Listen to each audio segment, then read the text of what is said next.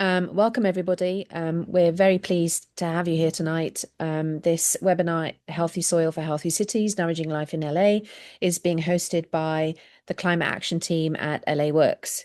My name is Lara Ramdin, and I work in the Climate Action Team. If you don't know, LA Works is Los Angeles' largest volunteer action center, mobilizing thousands of Angelinos every year to strengthen communities across the city. It works across the board with a diverse range of nonprofits. We really are the non-profits non-profit, if you like. The Climate Action Team focuses specifically on hands-on projects that build local resilience, from urban greening and wildfire preparedness to soil health and food waste reduction. Everything we do is about empowering volunteers to make Los Angeles healthier, cooler, and more connected. Speaking of soil health, before we opened the webinar, if when you were in the waiting room, you saw some QR codes. Thank you, Sophia. You saw some QR codes for some events that we're running over the next few days. World Soil Day is celebrated globally on December the 5th. This year, the Climate Action Team has decided to expand that into World Soil Week. And we have created a series of events with our partners that bring people together to restore the ground beneath our feet. I would like to take this moment to put out an urgent plea to everybody that's on this call, all your friends and everyone that's in your network, to say that we urgently need volunteers for two volunteer opportunities, one on Friday and one on Sunday, both of which involve urban greening and native planting.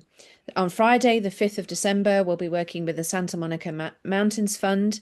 And on Sunday, we'll be working with Sunland to Hunger Forward. Both are incredible organizations who do great work to rewild and restore their regions. If you are someone who has had a long week, we were just commenting, all the panelists have had a really long day, but we're still here and we're excited to talk about soil. But if you've had a long week, there's no better way to relax than get out in nature and actually put your hands in soil and plant native plants. You're going to see these QR codes again at the end of the webinar. So I'm going to keep going on about it because we definitely need volunteers. And we'd really, really appreciate your support. So, without further ado, I am going to move on to our panelists for today. We have three very, very esteemed guests who I'm very grateful have joined us this evening. Sarah Franz is the Executive Director of the Healing Soils Foundation and works across the Midwest with smallholder farmers who are adopting regenerative agriculture practices, restoring the soil as a root of a resilient food system. And I'm particularly honored to have Sarah here tonight because she's in Minnesota and it's 9 p.m. in the evening and she has three small children. So I really appreciate you being here, Sarah. Moving on to Alan Melgoza Calderon, who is an educator and a farm project manager with Eco Urban Garden, who teaches children essentially how to grow food and helps them to understand the critical role that other things within a soil ecosystem, like insects, Alan will tell you later how passionate he is about insects, play in the biodiversity and the health of soil. And Dr. Daisy Rosas Vargas, who's a soil scientist with SoilWise, whose work in post-fire remediation in Altadena is vital to the Los Angeles community. So welcome, panelists. It's great to have you here. Thank you. First question for you, Sarah. Given that really we're mostly LA-based organizations and most of the people on the call will be part of the LA community, but I wanted to have you part of this conversation because I don't think we can talk about soil in LA without thinking about the bigger sort of national picture or global picture even, and talking about soil and why soil is important to the Midwest and why it's important to our food systems. So perhaps you can tell us a little bit more about what the Healing Soils Foundation does and how it links to the overall conversation that we're having today about soil and communities. Yeah, thank you, Laura, and thank you to everybody joining the call tonight. As Laura said, I'm Sarah Franz. I'm the Executive Director of the Healing Soils Foundation. At the Healing Soils Foundation, our mission is pretty simple. We're cultivating a healthier future for all by supporting farmers implementing regenerative practices. We know that regenerative practices don't mean much if we don't have farmers on the land who are earning a livelihood by implementing these practices. So Healing Soils is a direct funder and supporter of farmers using philanthropic capital to help bridge gaps either in federal funding reimbursements or directly funding practices and infrastructure needed to either on farm infrastructure or processing infrastructure to support regenerative crops and ensure that farmers have a livelihood.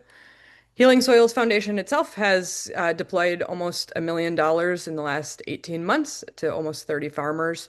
And as a whole, we've done just shy of $2 million, all built around the simple proposition that soil health is key to human health, planetary health, and thriving rural communities. And that's kind of the story I want to tell tonight from our perspective is the farmer is key to all of this. They're on the front lines of soil health, and their livelihood is directly tied to that soil.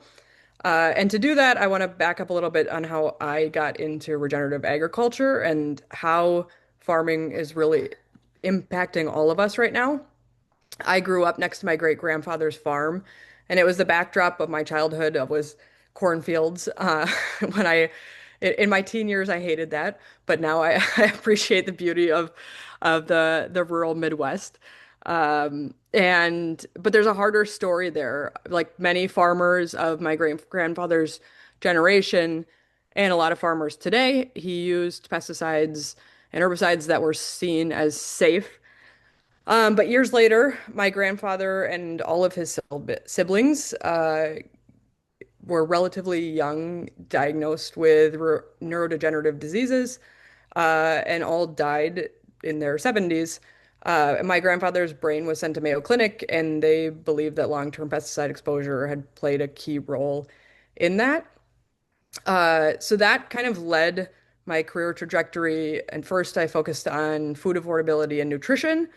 But regenerative agriculture is kind of at the core of all of this is how we grow our food, what food we are growing, and how that connects back to the communities that are at the core of production. So how do we grow food, nourish people, and protect communities? All goes back to the soil itself, and how we treat the soil is a direct reflection on what's coming out of the soil. So the Midwest to a lot of people is flyover country. But when you fly over and see all the corn and soy fields, each of those fields is a family. It's a farmer's livelihood and a community. And increasingly, those communities are under a lot of stress from a lot of different angles.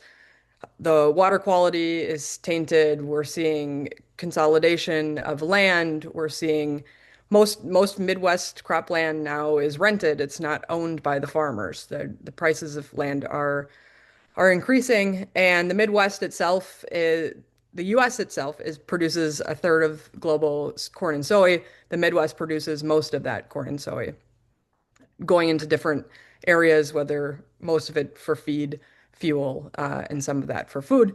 So how are we treating the soil and what are we growing is key to that. And while we're also seeing all of these other problems in the Midwest, we've lost over 50 billion tons of topsoil, which being a Minnesotan and in Minnesota right now, the Mississippi River, we're seeing the consequences of water quality, not only in what folks are consuming, but also in the Mississippi River. And on top of that, more than half of U.S. farmers are relying on off-farm jobs to stay afloat, and 84% of farm households are earning at least half of their total income from off-farm sources.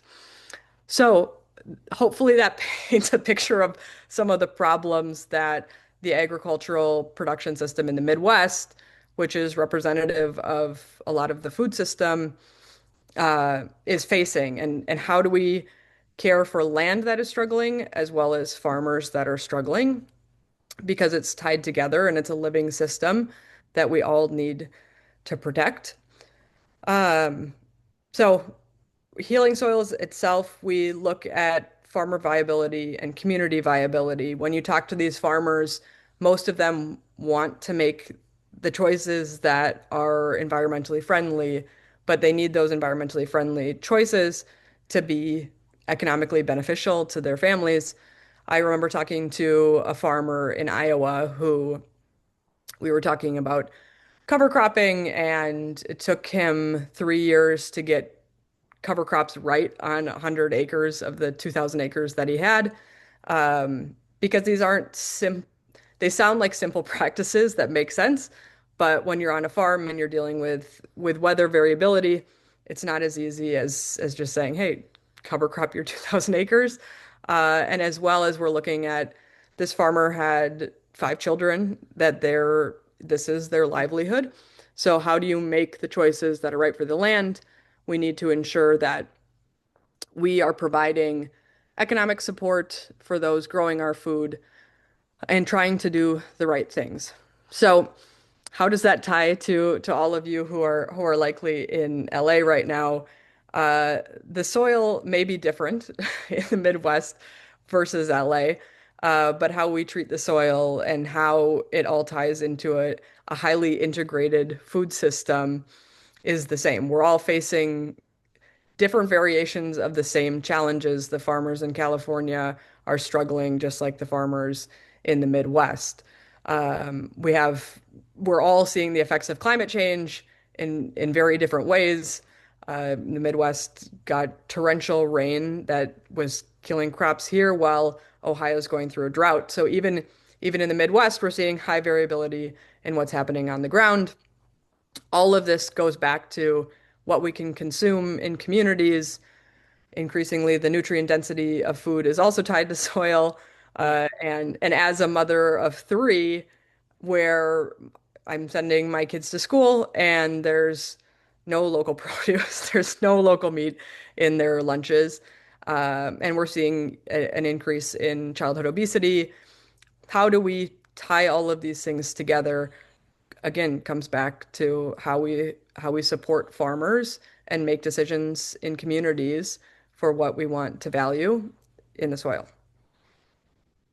Well, thank you for that, Sarah. And I think Alan would agree with you. I saw Alan nodding away while you were speaking because, Alan, a lot of your role is involved in trying to teach children at an early age how to grow their own food so that they can become more empowered and more self-sufficient, and also to teach them about healthy food so that they are getting the right nutrition, but also the right nutrition density in the food that they eat, right?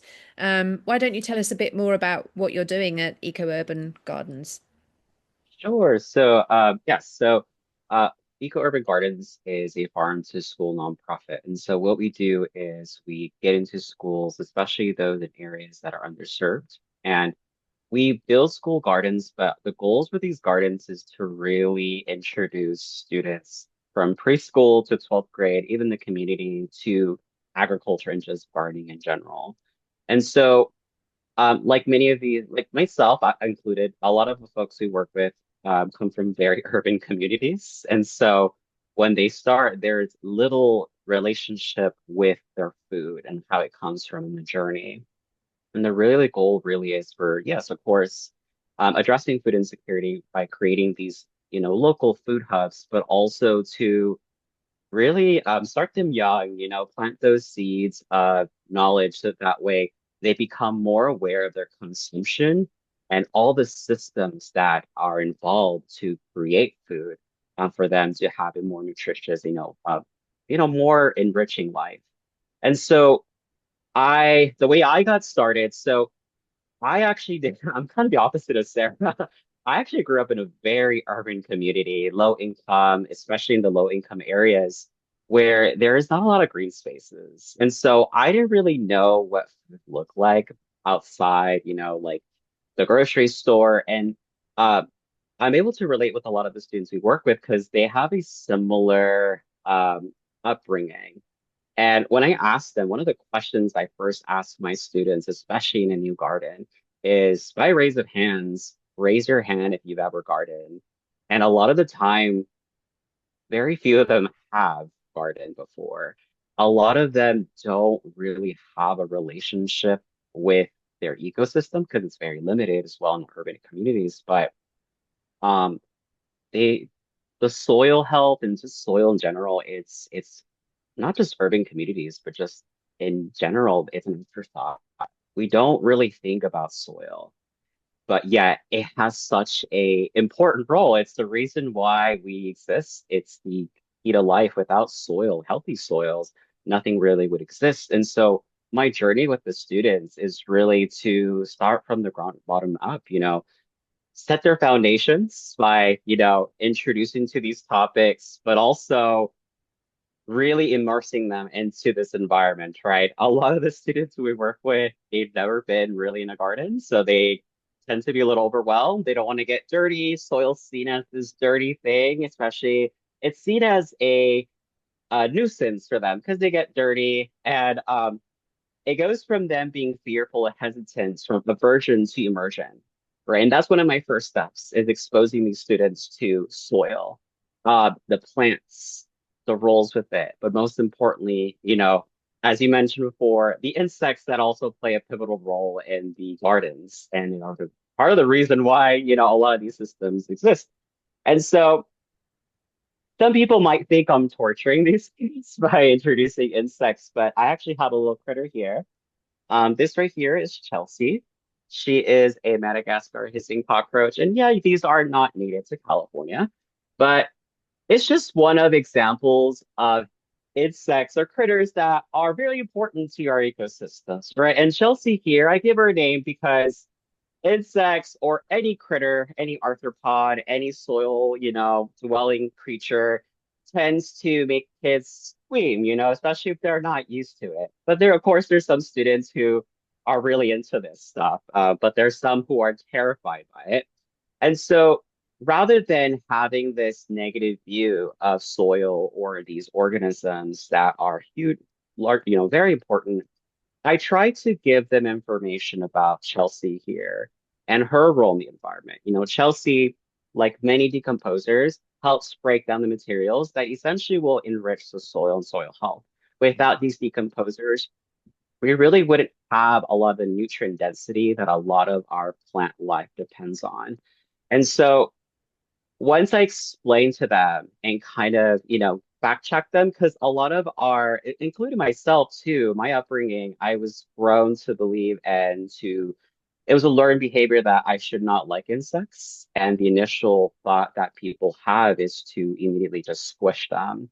And so my goal is instead of squishing them, you should learn about them. Even though they look a little weird, they are probably a little gross looking, you're not used to them, it's important to learn about them rather than let the fear of them take control of your actions. And I've had a couple students who were screaming as soon as they saw Chelsea to actually wanting to pet her, to holding her. I even had one student who really wanted to take Chelsea home. She was trying to convince her mom to keep her as a pet. And so that's those experiences kind of just remind me of the important roles of introducing these students to these environments, and so that's what me and my team tends to do is we didn't grow up with school gardens. School gardens aren't really, they're becoming more common, but they're still not really common in schools. And so a lot of our schools, there's some after school programs that we host, but also one of my schools at the Elysian Valley, it's an actual in-school gardening program. So their class comes to the garden and I teach them all the things around gardening. And so once they found their foundations and they kind of immerse themselves, they use those tools that they learn to really take action, right? And so that's where they really learn how to create a compost bin, how to identify, good soil versus healthy soil. We test the pH of the soil. We learn to identify plants. And then from there, they start to see the transformation. Usually when we start our gardens, it's like not much going on. It's, it came from a long break. And so once the students start to learn, really get their hands dirty, they start to see their impact, right? And they start realizing that these things aren't so terrifying. They're actually really cool and they're important. And they realize that their role is very important as well from a young age, rather than Us humans, especially those of us who grew up in very urban environments, it's very easy for us to, separate ourselves from the ecosystem because there are a lot of things, we're kind of in a bubble, especially, right? We're in a bubble where, you know, food is a bit more accessible now. We're kind of in our homes, worried about other things, and it's so easy to disconnect from us. But besides that, though, even though we're in our bubbles and we're more comfortable, we're more sedentary right now, all these systems are really pivotal to our existence. We're very vulnerable. We think we're invincible, but we're not, right? And that's what I try to remind the students, that are participants of this ecosystem. Their actions are important, and that they should not have a taker mindset, but a giver as well. Because with us just being takers, we end up not having a healthy environment. And there's a lot of learning lessons and learning curves with that too. And the students do get frustrated when say their plants didn't grow properly, but that's part of the whole process is realizing that it's not easy to grow food, right? Even though like say your food costs, $1, your produce is not super expensive, or it doesn't seem like it is, it doesn't really, they don't know the whole journey behind the food and how much it costs.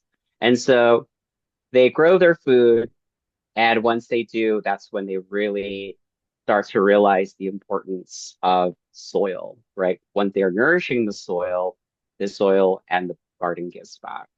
And so, yeah, it's really cool to see how they change their mindsets, and that really creates future leaders in not only the garden, but also just in life. Because no matter where they take these lessons with them, they are able to really use whatever knowledge they obtain from her class in more responsible ways, right? Some maybe not go to science pathways, but some will change their behaviors, their mindsets that will create a more sustainable future. Yeah, I wanted to bring you up what you yeah. said about the community and teaching the students to not only take but also give, because I think that that fits in with Daisy's work with at Soilwise, because Daisy, you're faced with a very real problem. You're a soil scientist and you're focused on soil remediation, particularly in Altadena, which will be very near and dear to a lot of the people who are attending the webinar today, as they are LA based. And I think given everything, all the work that you're doing, and for those of us who perhaps aren't as expert as you are, everything that happened at the beginning of the year post fires, we're sort of faced with this very stark reality about the fact that we haven't probably thought about the soil as much as we need to. And now we're faced with some very, very hard facts that we're trying to deal with, which impacts our communities and it also impacts community health. So perhaps you can share about some of the work that you're doing with SoilWise. Yeah. Again, thank you for having me here today and to talk about this very important topic. Um, so I'm gonna talk about how a little bit about Soil Wise and how I got involved with it. All just by happenstance. Really, it had a lot to do with what happened in January. So Soil Wise was started by one of our local scientists here in the LA area, Lynn Fang. Before the fire, she provided consulting, design, installation, and education for soil ecology focused landscaping. But then, January, first week of January, we had our fires both in the Palisades and the Eaton fire here in Altadena. And Altadena is part of my, let's say, like hometown, my community. I'm in Pasadena. I grew up in Pasadena, but most of my friends from high school lived in Altadena. And a lot of their family homes are gone today. And made me realize, like, there's apart from homes being destroyed, something that really came to concern was like what we were physically seeing. We saw, these large clouds. We saw ash falling down. We saw pieces of like burnt paper ending up in like Eagle Rock. Um, and so this kind of brought about the topic of like what is in the air? And then later on, what is this stuff that's landing on the surface inside my home, outside in my yard, into the soil? So, with Altadena specifically, most of the homes were built in the early 1900s, so like 1920s, and a lot of them were using lead-based paint. Lead-based paint was finally taken off the market in the 1970s. So a lot of these homes were very old and probably had a lot of this lead-based paint, and some of this, lead um, leached into their soil after the wood was burning. But there's also other different types of contaminants that we've been seeing. So we've been seeing different types of metals, including lead, forever chemicals, PFAs, perfluoroalkylated substances, dioxins and furans, which is just a compound that naturally occurs when there's an intense fire. So this happens whether it's like a wildfire or you accidentally burn the chicken too much, as well as these compounds called hydrocarbons, made mostly up of carbon and hydrogen, but those come from a lot of oils, for example. Like I believe there were more than several cars that burned up in Altadena, as well as a lot of people probably had, little tanks and containers of gasoline in their garages. So all this kind of leached into the soil. And for the past couple of months, we've been doing testing in Altadena, and we're seeing, levels of high lead as well as these other contaminants that I talked about. And I happened to meet Lynn at the right time where she was asking the public for help. And I kind of raised my hand in a, small email inquiry. I was like, hey, I actually happen to work with some of the contaminants that you're finding, like while I was doing my PhD. And I'm like, I would be glad to, help out, especially, it's the community that I grew up in. And since then, we've been doing obviously like soil sampling. We've been helping people feel comfortable returning to their homes because not only do they have to build a home, they have to feel safe in that home. They have to feel safe that their soil is okay for their pets to walk around, for them to walk around, for their children to walk around. Um, and this kind of brings up soil bioremediation. So, what can we do to the soil when there are these contaminants that you know, were a result of the fire as well as pre-existing? And so we've been doing several community events to show people what soil bioremediation is. And in a very simple way, it's really using nature to heal the soil. So this includes fungi, plants, microbes, minerals, and we use all of these together to help either sequester some of the contaminants or break down some of the contaminants. Alan mentioned decomposers. If we have a really good um, biology going on in the soil, we'll have some of those decomposers break down some of the hydrocarbons actually. Um, and they're just doing what comes naturally. So we approach this, with using, like I said, different minerals. We bring in compost, we bring in mulch, and this is done in a community. So we have a lot of local partners that help us with these materials. And we've been having community events in Altadena where we get to work on someone's property and, lay down the mulch and lay down the compost, the mulch, and then make compost teas to help kind of boost that soil to really be good and healthy, to start, sequestering and breaking down some of the contaminants that we're seeing. We're also very focused on doing work with families of color that have lost their homes. So we're working um, with the community compound and the Fire Poppy Project to as the collective, the Dina Soil Project, and we really focus on community education, fundraising for low-income families of color, providing them with either the skills to, do this type of work in their yards, as well as aiding them on the financial aspect of this, because some of these materials that are needed are actually quite expensive if the space is very large.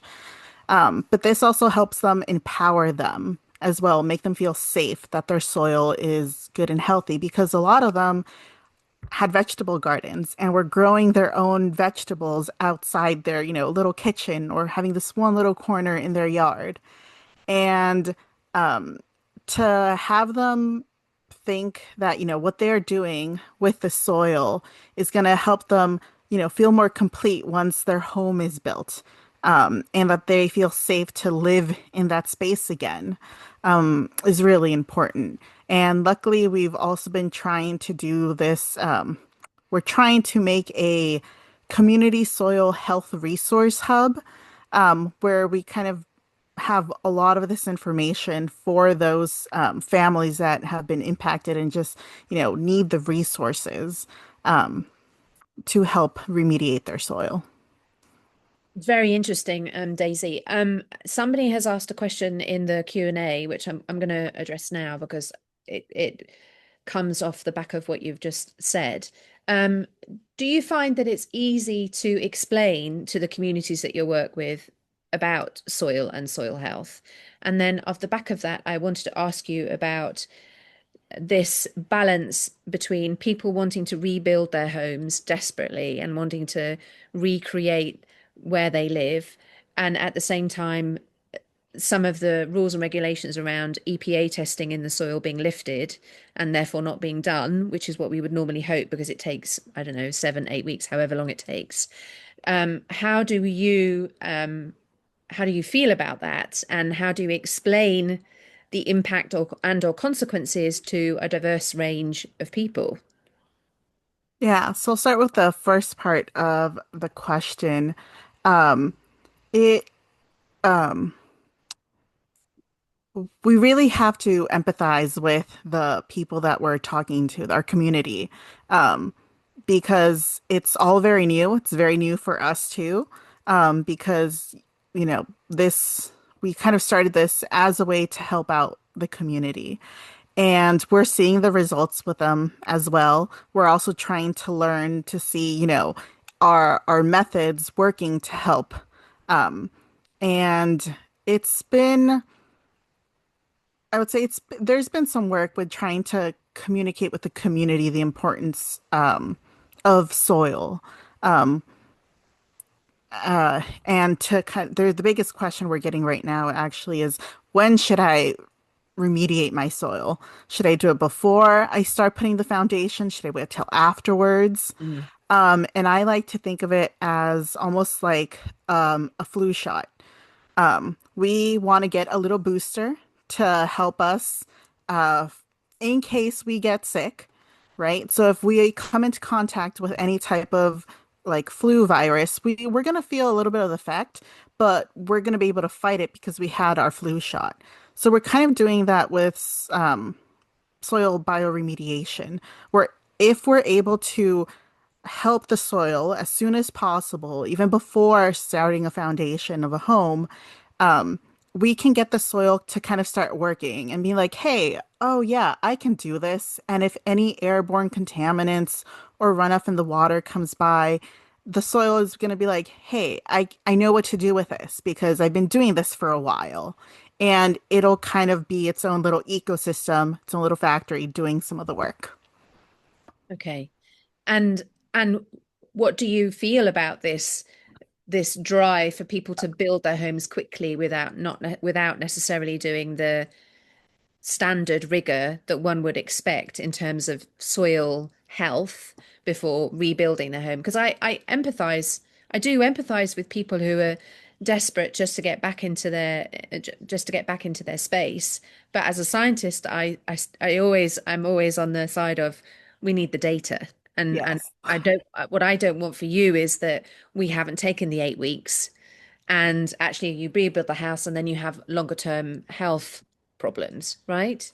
So how Yeah, do you explain that to the community? it's um I mean, obviously it's the community that it's going to really affect, is probably like the younger children, toddlers, and seniors or people that are immunocompromised, right?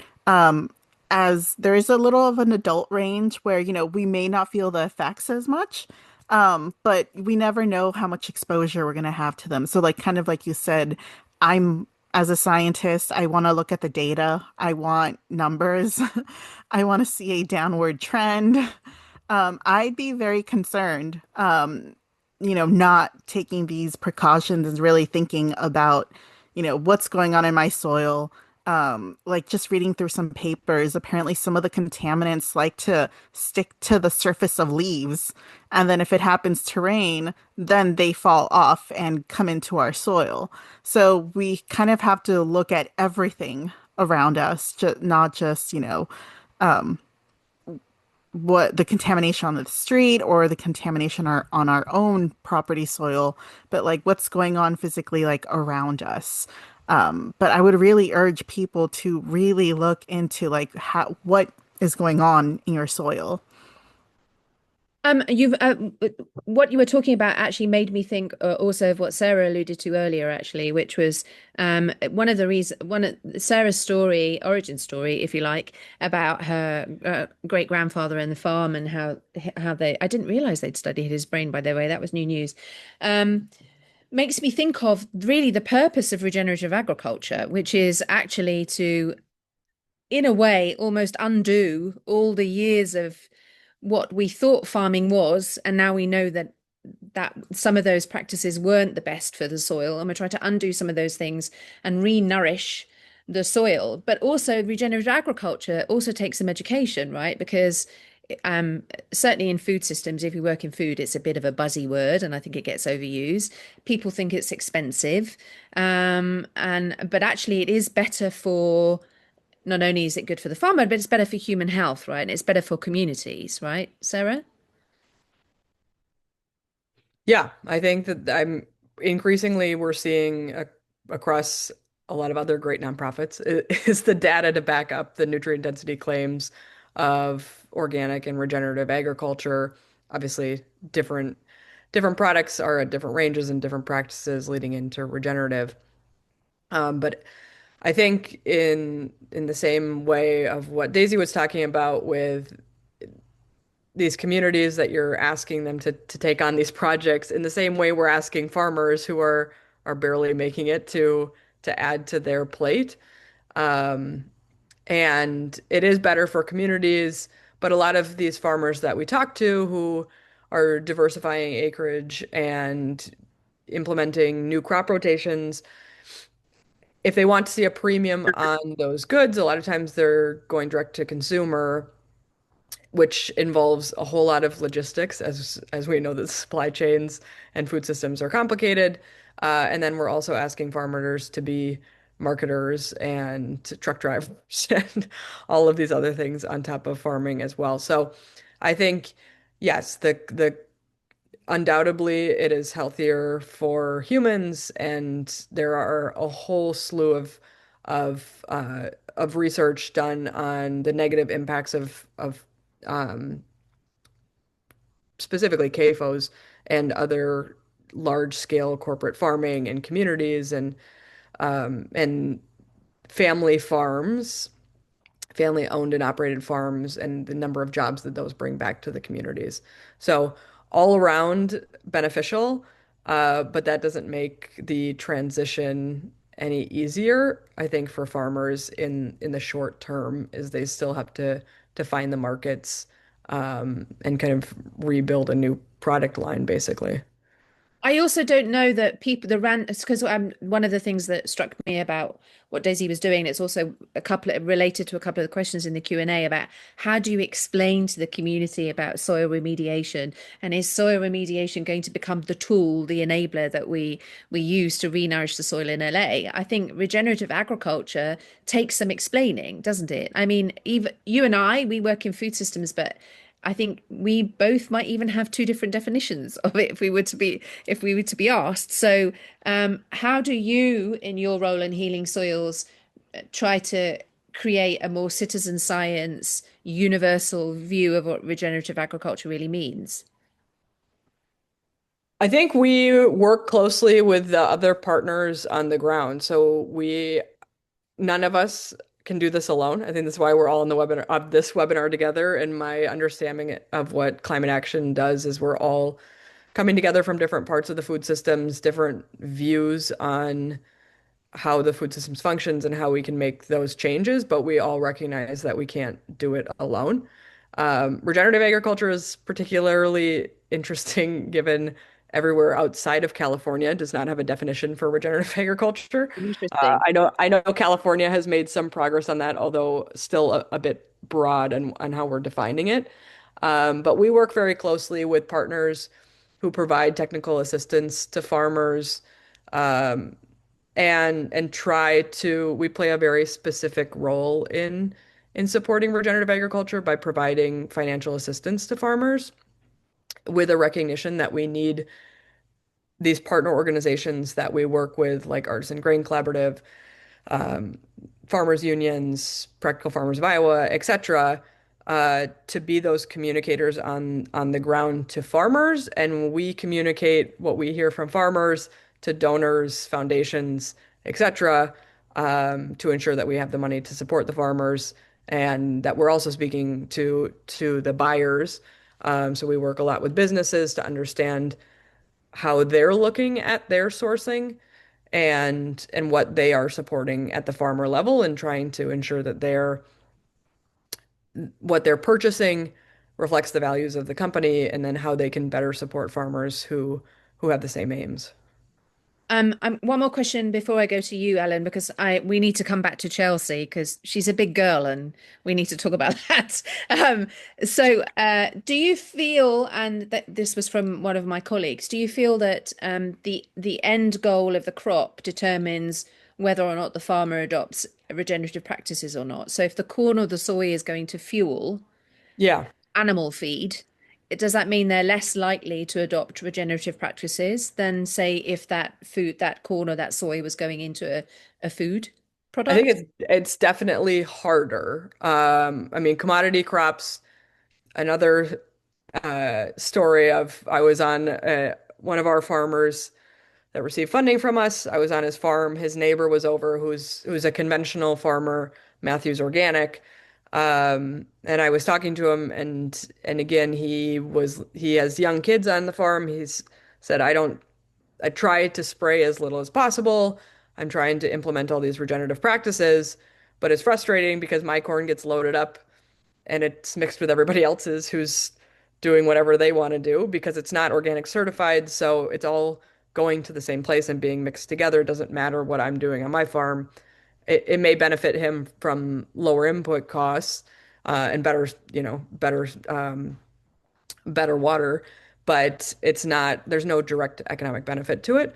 I think increasingly, though, on the feed side, we are working or in conversations with different companies that are trying to diversify the feed that there is going into animals, and they're trying to work directly with farmers for their own environmental goals. So looking at how they can support farmers at the base level of what's going into their feed supply chains, but it's definitely a lot easier on the food consumption side of things. And then obviously, if you're able to get certified organic, there is a premium to that, but you have the 3 year transition period, which can be very economically tough for a farmer to get through. And then you're putting a lot of eggs in the basket of that first organic crop. And if it doesn't go well, it's a pretty tough economic situation for a farmer. Yeah, I mean, I've definitely learned a lot about farmers, more than I ever knew in the last year, and I feel strongly that they often get much maligned when it comes to talking about food and the food system, but they're actually way more important and should be nurtured much more than they have been. Alan, we have been talking about sort of at the other end of the soil, soil remediation once something terrible has happened to it, or regenerative, trying to re-nourish soil that perhaps hasn't been, treated that well to try and bring it back to being where it should be. You are working with human beings to help them understand why soil is important right at the beginning of their lives, right? So a couple of questions in the chat that I wanted to ask you. In the way in which you work with the kids, do you see a behavior change after they have taken the classes? Do you see them approaching the soil, the way in which they grow food? Do you see them thinking about food differently after they've been in one of your classes? And also, how do you weave into your classes different cultural heritage? Because we have an event with you on Saturday. So if you go to laworks.com, you'll find a volunteer opportunity at Eco Urban Garden on Saturday morning. And Sophia, my colleague Sophia, has been looking for Mexican ice cream trees to plant, which are very specific, but also culturally important, for example. So how do you weave in cultural differences, and also have you seen any behavior changes in the kids in your class? Yeah, no, that's a good question. And that's honestly the number one question I ask myself. Like, like what impact are we really making here? And that's what kind of keeps us going with the job. Because yes, we're working with little humans. A lot of them are still learning to be human. And so there's some unique challenges with that. But some behavioral changes I've noticed is that they become less afraid of the soil. They actually see it more than just what meets the naked eye. They actually look at it and they're observing it. They're not afraid to get dirty. And even with just the garden alone, right? I've had some, I work with a huge range, different age ranges from toddlers to, hormonal teenagers. And regardless of their age group, once they start learning and being exposed to these things, they start to really appreciate more by their action. I've even had some students, even before their gardening class, they want to come to the garden and help out. Before they were not really interested in it because it's not something that they knew about or they're comfortable with. But the more they were exposed to it, the more they were wanting to take action, the more they were actually eating their vegetables.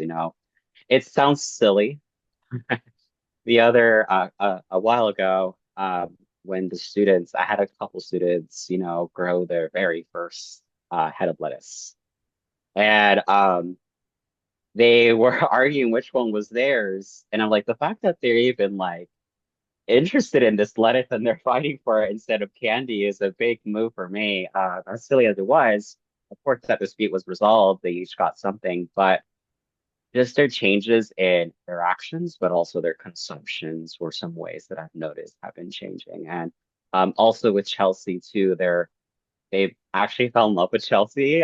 So that's really important for me. And so they keep asking about Chelsea, and I'm like, I can't bring Chelsea all the time, but just seeing their changed perspective there.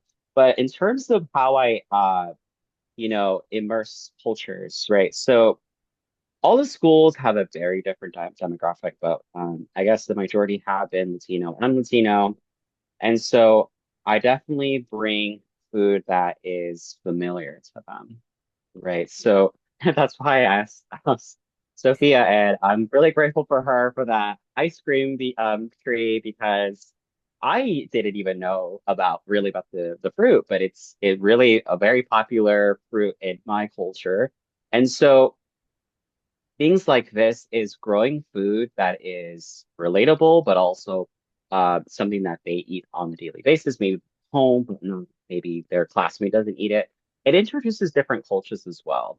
And when are able to relate with the students, especially with what you grow, they become more engaged. They feel more seen, and they're it just food just connects everyone, right? And I've learned that maybe one plant is used differently from one culture, but it's the same plant. And so not only that, but like how we grow food, I'm trying to introduce more indigenous practices and how we grow food from like the Three Sisters to, how we remediate soil. But it's really important for us to be relevant to the community and just growing what we grow and also our practices are just some ways that we introduce students' cultures into what we do in the spaces.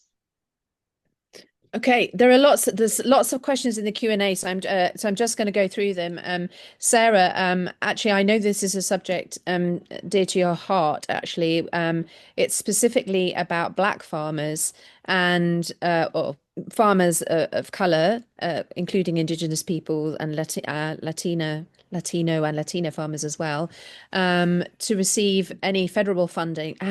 What has it been like for them in terms of receiving federal funding? And maybe you want to mention also your RFAF funding as well, because obviously at the beginning of the year, when the USDA was effectively shut down, the rug was pulled away from many farmers, and Healing Soils had to step in at some stage, right, and support.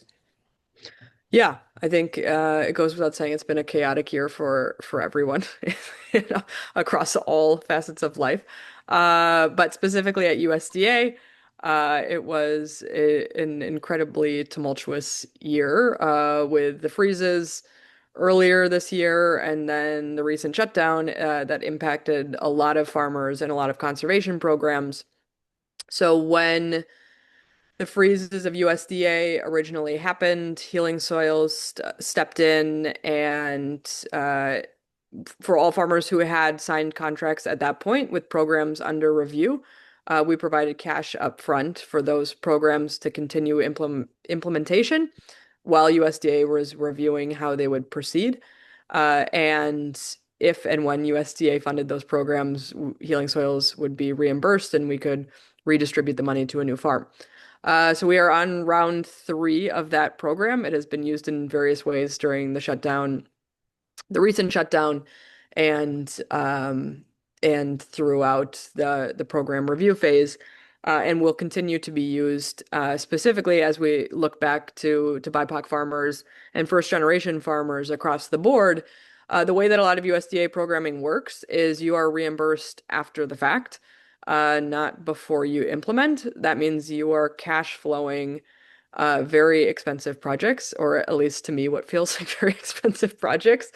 Uh, a recent RFAF participant was going through a USDA program that was allowing land impacted by fire to not be grazed during that period.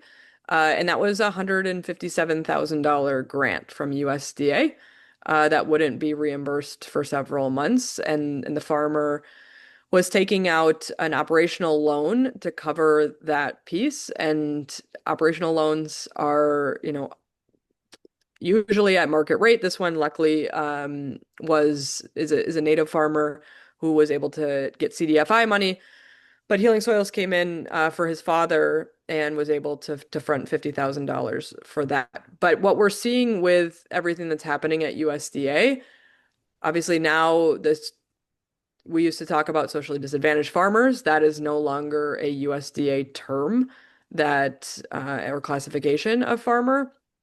So we're seeing what was already incredibly difficult become more difficult. We're More seeing difficult. Yeah. rising land prices, which prices most folks out of the market who aren't born into generational farms, which in the Midwest is largely not BIPOC farmers. You're seeing a lot of white farmers.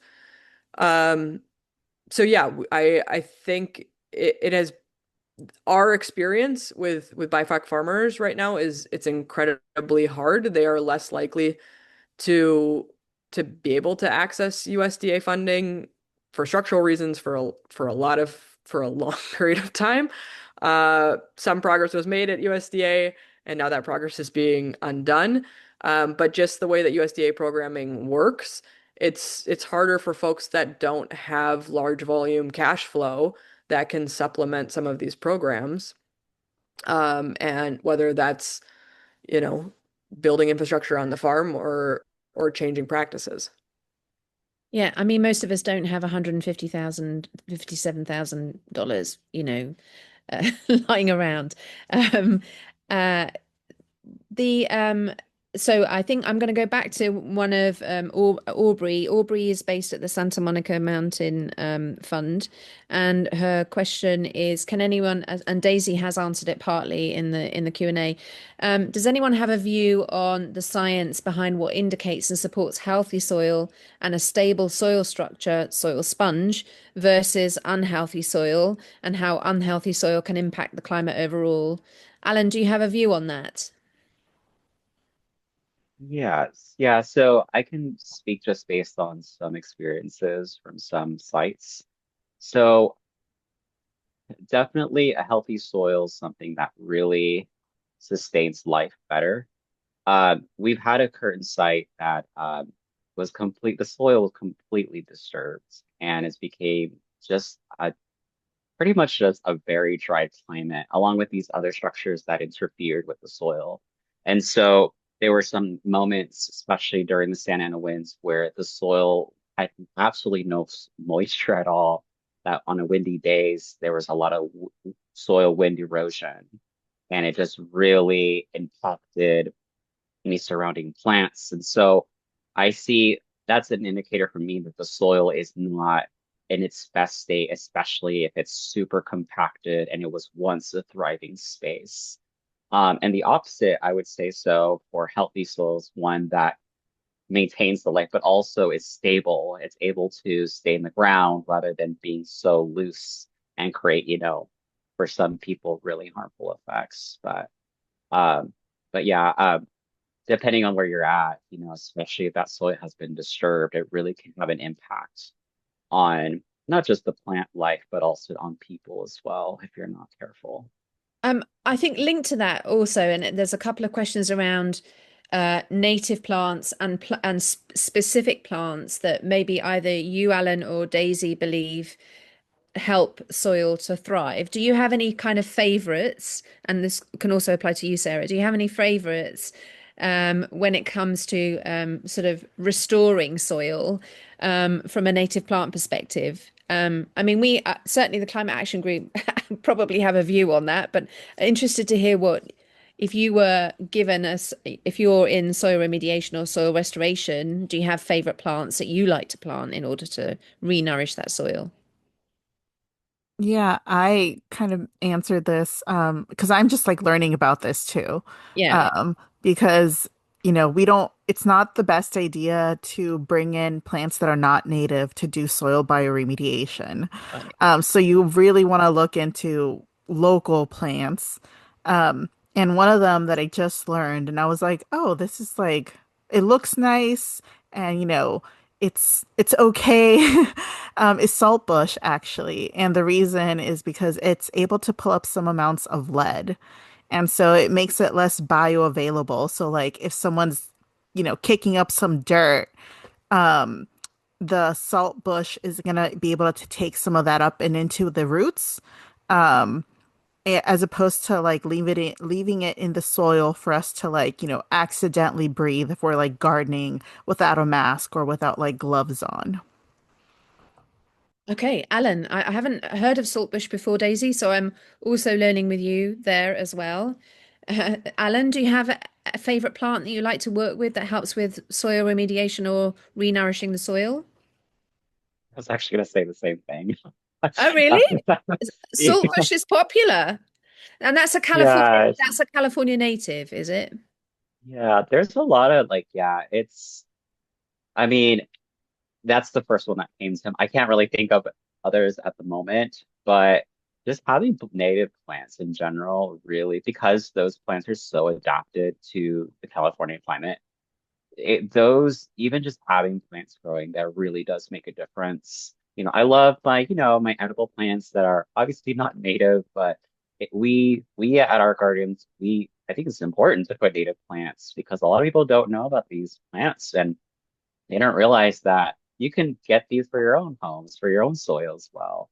And that has many benefits. It helps the soil, the native soils, but also the native habitat, animals that a lot of people, us Californians, tend to forget about.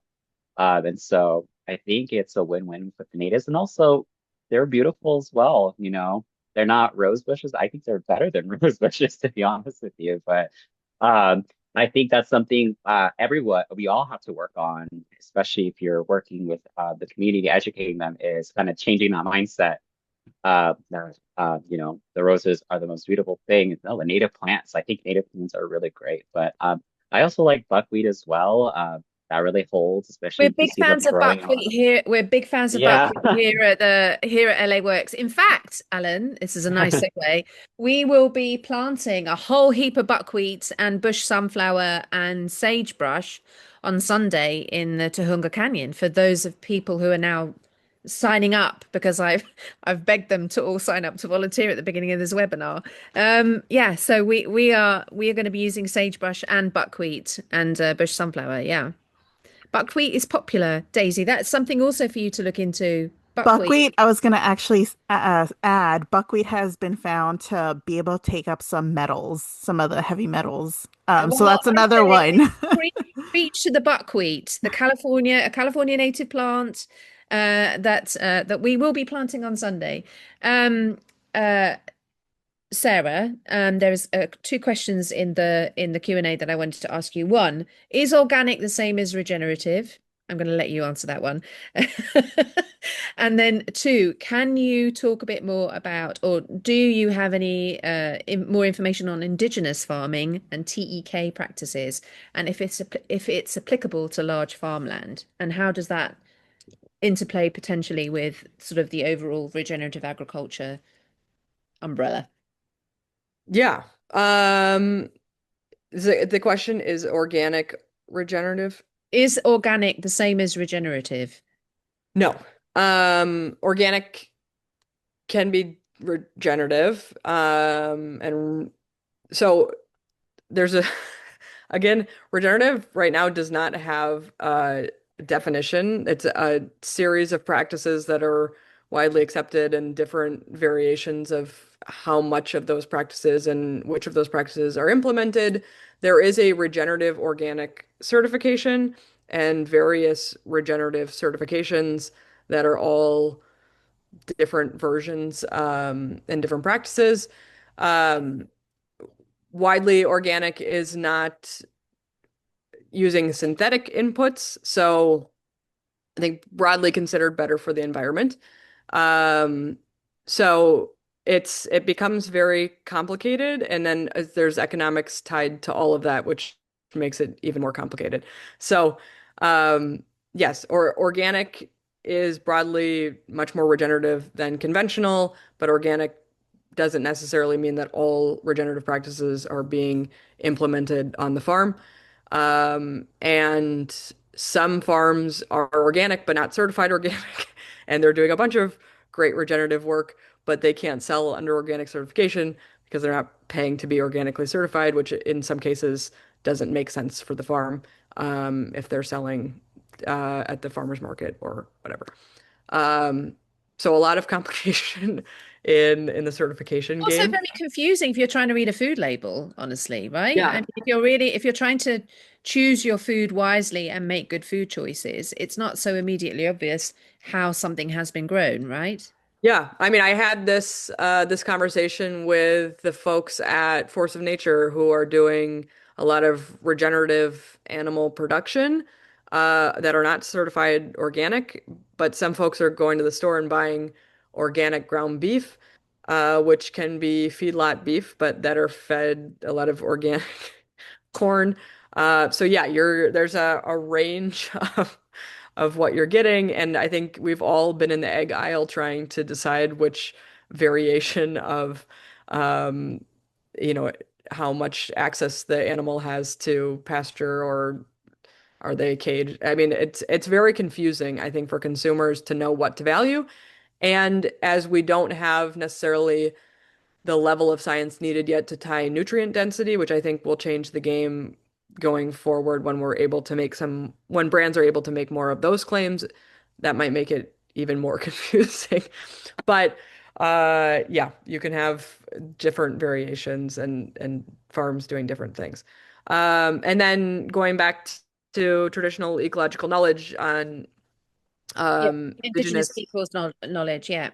yeah, I think that there's a recognition that most of the regenerative practices we were talking about were original farming methods, or worse, even regenerative is not up to the standards of traditional ecological knowledge.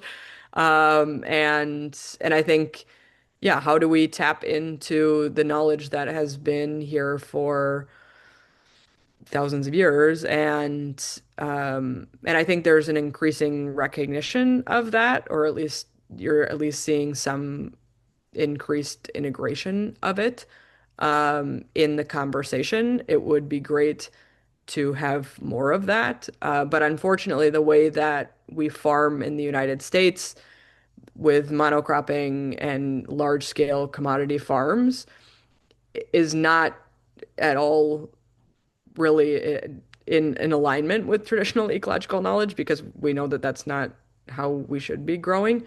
So I think making those transitions is incredibly hard.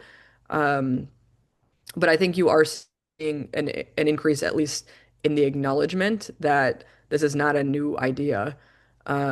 We created this problem, and now we need to go back to the roots of understanding the land and how humans can. I think Lila June was at a conference that I was at recently, and it's, humans have a role to play, and we can be beneficial to the land, and how do we play that role in a way that we are helping the land, and when we do that, the land will respond with increased production and benefits for the entire ecosystem.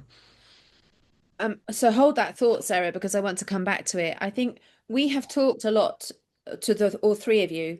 We've talked a lot about the things that your organizations are doing and the things that you're doing in the community. But for people live on this call with various different expertise and various different accessibilities to soil, to gardens, to farms, they're probably, like I was sitting in my chair thinking, well, what can I do? How can I contribute? What can I do to make this system better? I mean, obviously, I'm in the climate action team, so I think about that every day.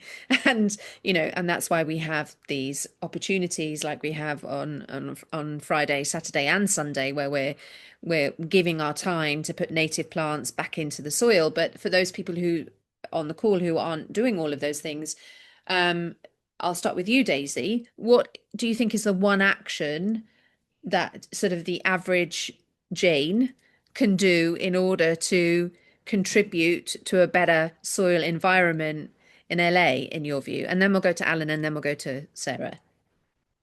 Um, yeah, gosh, this is hard. Um, I think just like getting into the community and looking for like these soil events, because they're so important where either you can learn something like I was literally I was at the Arlington Garden in Pasadena and I was just talking to Lynn and she's the one who told me about the salt bush. So it's like something I learned while I was like digging through soil. Um, but yeah, just like being open to um how nature itself can heal the soil. We're helping it along, obviously. Um, we're really, really helping it along because normally this takes thousands, if not like tens of more like tens of thousands of years. But because, human industrialization and materials have become, our bane of the bane of our existence, we are trying to, kind of fix that a little bit. But yeah, I would say just being very open to, hey, if you see a seminar or a webinar that's like free or a community event that's free, like definitely look into it.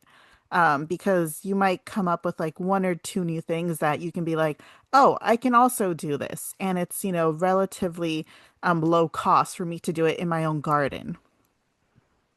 Okay. Yes, and well, obviously, I would say sign up to an LA Works Climate Action volunteer activity anytime between the 5th, 6th, or 7th of December. Alan, any thoughts on how can me in my chair do something to help nourish soil?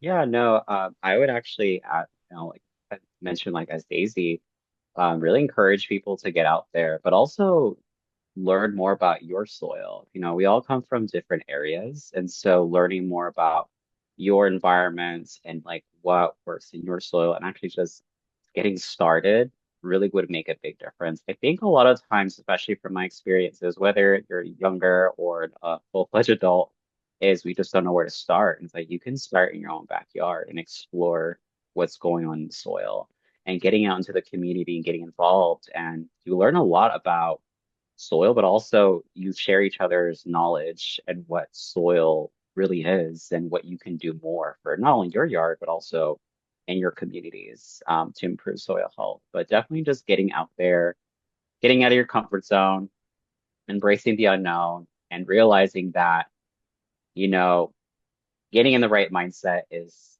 half the battle, right? It's just doing it, just actually doing it really is a big important step. Sarah, regenerative agriculture, a bit of a harder ask, I would imagine.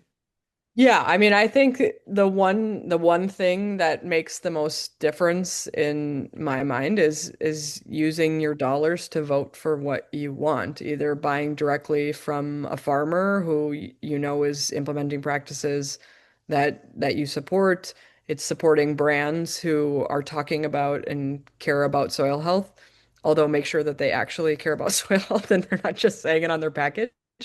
Um, but to change the system, we need to make it an economically viable until we have broader systems change, we need to make it these crops and these products economically viable that are supporting soil health so that we can ensure that the farmers um, have a reason to be planting this besides it's the right thing to do and to be taking on some of these new practices and taking the economic risk to change what they've likely done for the last 30 years.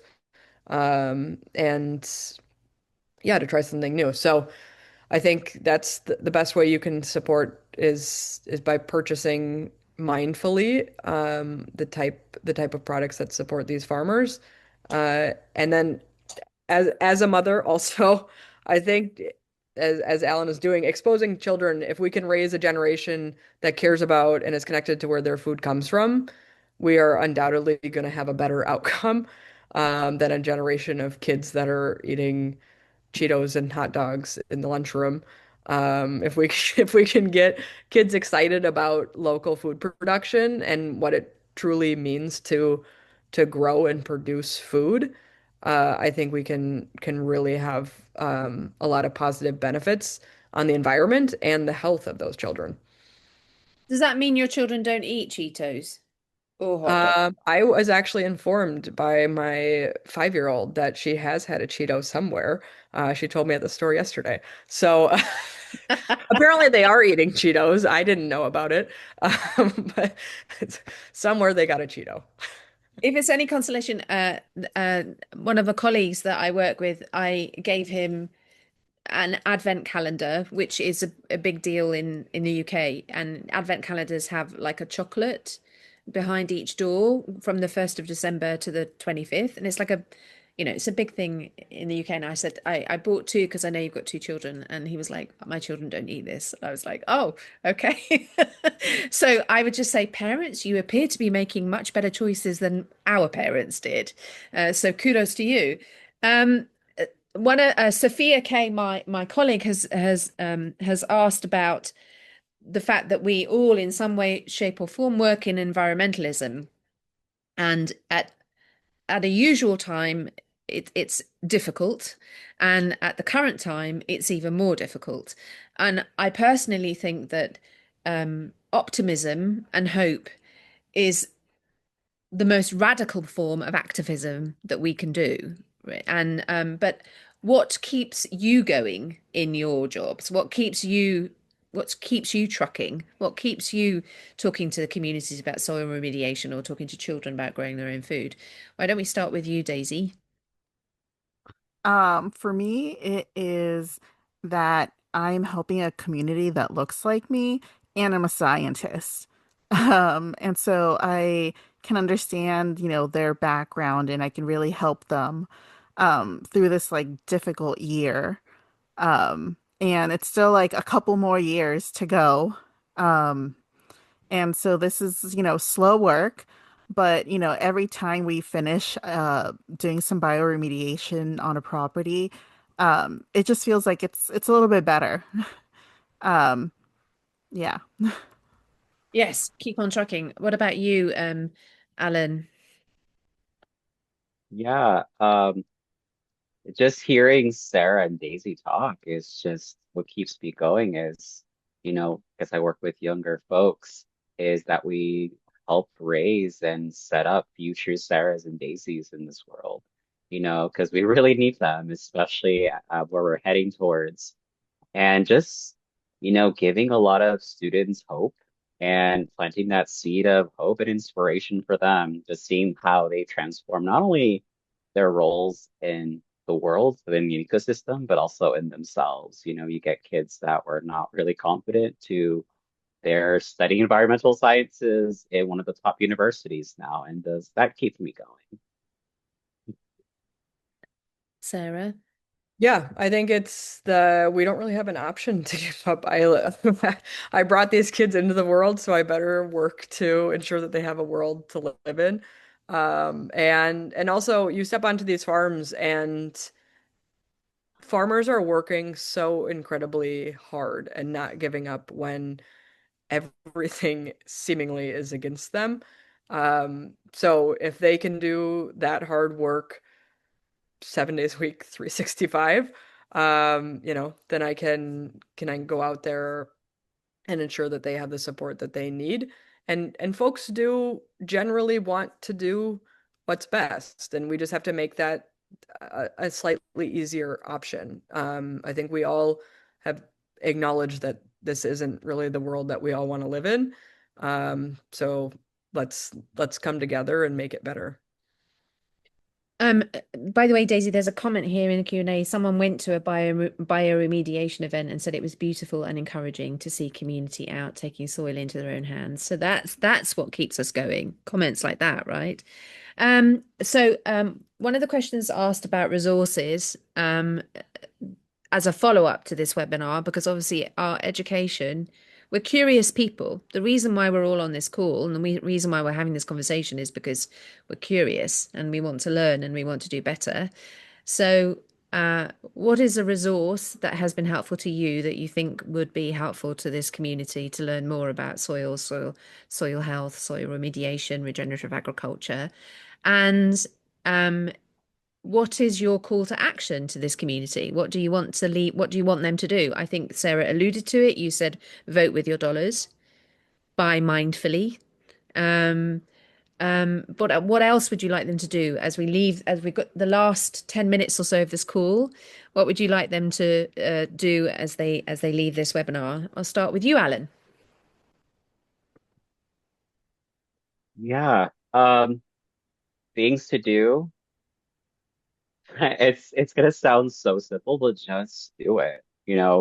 Um, I feel like we tend to say like, oh, that'd be great to do it. Like when I have time, the time is now to be involved, and it starts with getting into your community.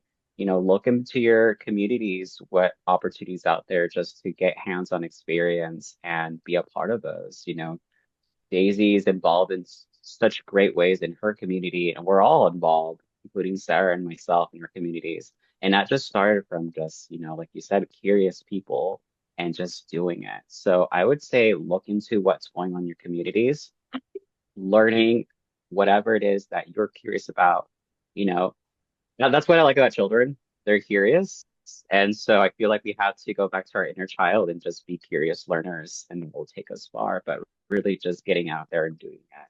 and getting to your communities. And what's your So one definitely resource do that you would recommend to people, Alan? Do you have a book or a podcast or a TV show or something that you can recommend to people? Yeah, so not in particular. I actually just meet people. Honestly, Okay. I meet people. I probably want to like talk to Sarah and Daisy in the future and ask them more questions about what they're doing. But talking to people, Maybe you can take um, Chelsea on tour, Alan. yeah, yeah, definitely. But yeah, definitely making connections is one of the most enriching ways to learn. But also, getting a book, just learning the basics really will take you far. Daisy, do you have any resources that you can recommend on soil and soil remediation? And what's your one call to action? Yeah. So Soil Wise, along with Prospering Yards, worked on this toolkit, and I posted the link on that question. Right. Um, it's Soil Soul Healing Toolkit. And it basically walks you through like, how you can test your soil, like why it's important. It's like a really basic, nice, and there's like worksheets like you can have these conversations with like young children to get them involved and to start caring about their soil. So that's something that definitely people should check out. And I guess my one call to action would be like, um, what is it like soil wise we're doing this fundraising campaign to help a family of color in Altadena remediate their home, and so we'll be posting more information about that on our social media probably by the end of the week or early this week. If you're able to donate, that'd be great. Also just be on the lookout for community events that where you can learn something and you can kind of see this process of like what it takes to do some soil bioremediation on a impacted property, even if it was like completely gone by the fire or if it's like a still standing structure but still needs that attention. Excellent. Thank you. And same question to you, Sarah. Yeah, I think just get out and talk to a farmer and ask them about their experiences and maybe what they need. I'm sure they could use a volunteer for a day too. If, um, I wish we lived near a farm because I think that would be good. That would be a great volunteer opportunity to bring a group of 30 people to a yeah, farm. yeah. I think we did some garlic picking a while ago, and it goes a lot quicker when you have 30 people. Um, Indeed. and not soil science resources necessarily, but I think some books that I think give a good view on how we ended up here is Barron's, which kind of goes over the corporate consolidation of our entire food system. Great book. And then Will Harris's A Bold Return to Giving a Damn, I think is also an interesting view on generational farms and how you can and how you make that transition. What we'll do is, Meredith's telling me there's a lot of farms up in Antelope and Santa Clarita Valleys. Okay, Meredith, that's a colleague of mine. Noted. Also, Ventura County has a lot of farms like strawberries and stuff. Okay, well, challenge accepted, Meredith and Daisy. We'll look into those. Um, we have got 1 minute left, and so yes, Fillmore, let's go. Yes, Meredith. I want my call to action is that obviously Sophia, I don't know whether you want to put up the slide with the QR codes and with our events again. We've talked for the last 90 minutes about soil, and so now it's about time that we actually put our hands in soil. So we have a number of volunteer opportunities starting on World Soil Day on the 5th at the Santa Monica Mountains Fund on Friday morning, an eco-urban garden on Saturday morning, and then on Sunday in the Tujunga Canyon. And really, both the Santa Monica Mountains Fund volunteer opportunity on Friday and the Tujunga Canyon volunteer opportunity on Sunday. That's where we need most urgent help. So if you really can donate your time, please come and help us plant over 100 native plants that we've got to do on Sunday morning in the Tahunga Canyon, and some trees in the Santa Monica Mountains on Friday. We really appreciate your attention. I want to say thank you again to Sarah and to Alan, and Sarah especially since it's late, it's now 10:30, and Alan and Daisy for being such excellent panelists. I want to say thank you to Sophia and Rose for being the wind beneath my wings this evening to making sure that this webinar runs smoothly. And thanks to all of you for paying attention. We really appreciate it. Thank you very much, everybody, and have a wonderful rest of your evening.